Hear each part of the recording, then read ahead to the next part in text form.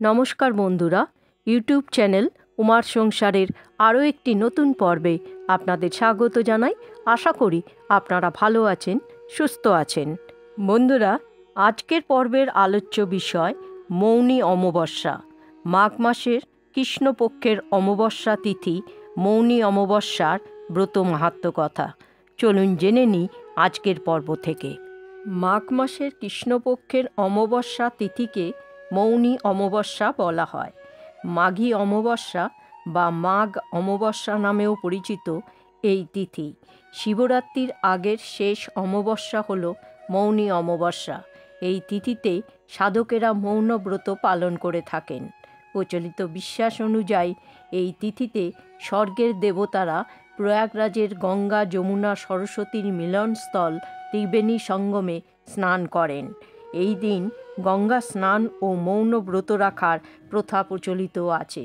চলুন জেনে নেওয়া যাক এই ব্রতের পেছনের প্রচলিত কাহিনী। মৌনী অমাবস্যার ব্রতকথা।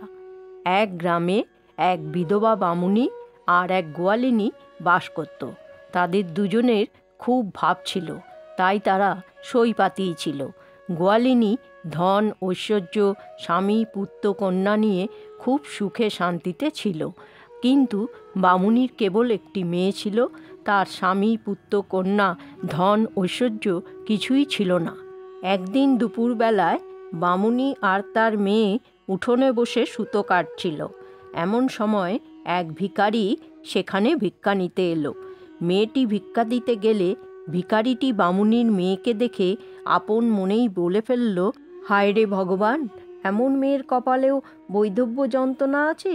বামুনি তা শুনতে পেয়ে ভিখারিটির কাছে কাঁদতে কাঁদতে জানতে চাইল, বাবা, আপনি যা বললেন তা কি সত্যি?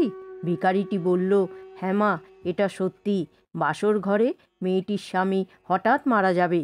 বামুনি তখন এর উপায় বলতে অনুরোধ করলে ভিখারিটি বলল, যদি কেউ মৌনী অমাবস্যার ব্রতফল মেয়েটির স্বামীর মুখে ছুঁয়ে দেয় তাহলে ওর স্বামী আবার বেঁচে উঠবে।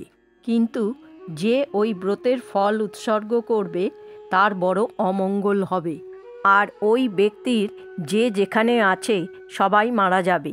বামুনি তখন কাঁদতে কাঁদতে সেই ব্যক্তি এই বিপদ থেকে কিভাবে বাঁচবে তার উপায় জিজ্ঞাসা করলে ভিখারি বলল, উপায় অবশ্য একটা আছে।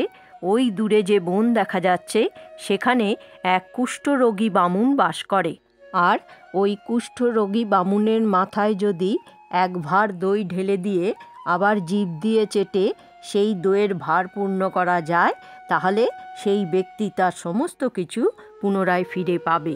বামুনি তখন বসে বসে ভাবতে লাগলো, কার মৌনী অমাবস্যার 7টি ব্রতফল আছে, আর কেই বা নিজের অনিষ্ট করে ব্রতের ফল দিতে চাইবে।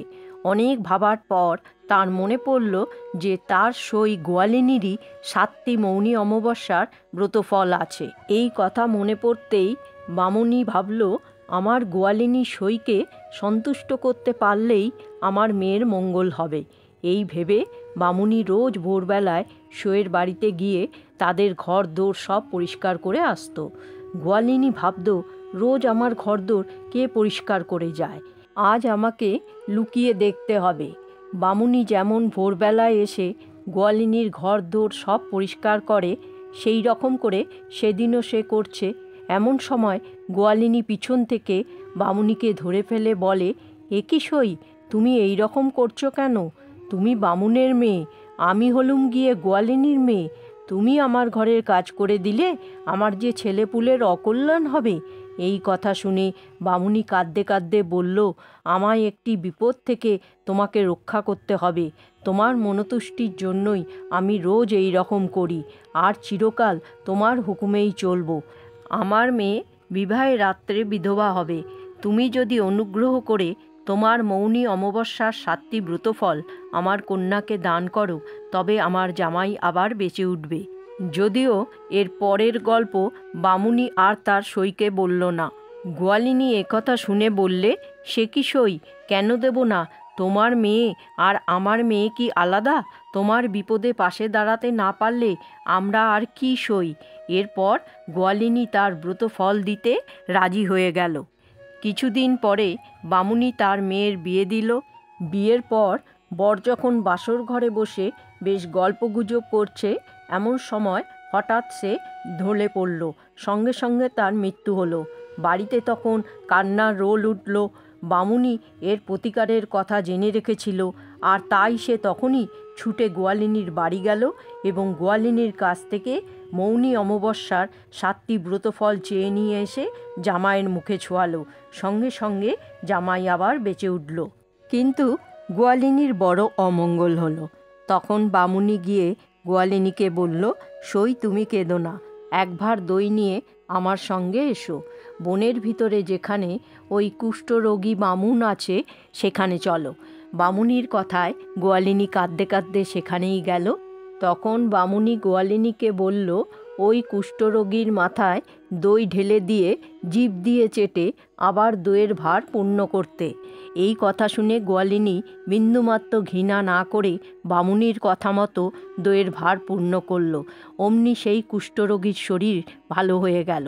তখন ওই কুষ্ঠরোগী বামুন বললেন, আমি তোমাদের একাগ্রতা আর বারব্রত ও ধর্মে বিশ্বাস আছে কিনা দেখবার জন্য এই রকম ছলনা করে বসে আছি। তোমার মৌনী অমাবস্যা ব্রতের ফলে তোমার স্বামী পুত্রকন্যা সব বেঁচে উঠেছে। তোমার ধন ঐশ্বর্য যেমন ছিল তেমনই রয়েছে। আমি সেই ব্রতের ফলদাতা শ্রী নারায়ণ। তখন বামুনি ও গোয়ালিনী নারায়ণের পায়ের তলায় লুটিয়ে পড়ল। অমনি তিনি শঙ্খ চক্র গদা পদ্ম ধরে চতুর্ভুজ মূর্তিতে তাদের দুজনকে দর্শন দিয়ে তিনি অন্তর্হিত হলেন। এরপর বামুনি আর গোয়ালিনী বাড়িতে ফিরে এসে দেখল তাদের সাজানো সংসার যেমন ছিল তেমনই আছে। বামুনি এবং গোয়ালিনী এরপর মৌনী অমাবস্যার মাহাত্ম্য কথা চারিদিকে প্রচার করতে লাগলো। এইভাবে ধীরে ধীরে এই ব্রতকথা চারিদিকে ছড়িয়ে পড়ল। বন্ধুরা, আজকের পর্বটি এখানেই শেষ করছি। আশা করি পর্বটি আপনাদের ভালো লেগেছে। যদি ভালো লাগে তবে অবশ্যই লাইক, শেয়ার এবং সাবস্ক্রাইব করবেন। পরবর্তী পর্বে আবার একটি নতুন বিষয় নিয়ে আপনাদের সঙ্গে কথা হবে। ততক্ষণের জন্য জয় শ্রীকৃষ্ণ। রাধে রাধে।